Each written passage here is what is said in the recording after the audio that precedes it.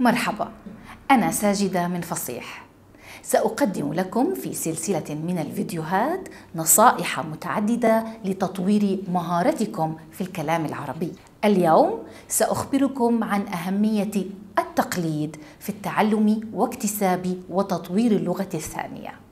التقليد من المهارات الأولى التي يقوم بها الأطفال للنمو والتطور اللغوي والحركي والانفعالي، لكن مع ذلك قد لا نعرف كيف نقوم بذلك عندما نتعلم لغة ثانية.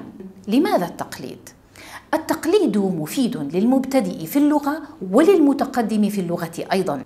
بالتقليد أنت تتمكن من النطق الصحيح للكلمات والعبارات التي تسمعها، وبالتالي يفهمك الآخرون بشكل واضح. زيادة عدد المفردات، لأنك ستتعرف على مجموعة أوسع من الكلمات والتعابير المستخدمة في الحياة اليومية أو في سياق محدد وكيفية استخدامها بشكل صحيح.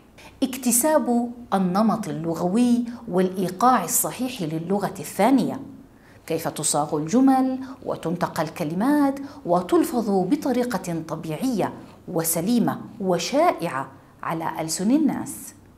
تحسين اللهجة والاعتياد على صوتها ومميزاتها، لا سيما إذا كنت تتعلم العامية المحكية لبلد عربي. هذا يساعدك على فهم المحليين بشكل أفضل وتعزيز قدرتك على التواصل معهم والاندماج في مجتمع اللغة.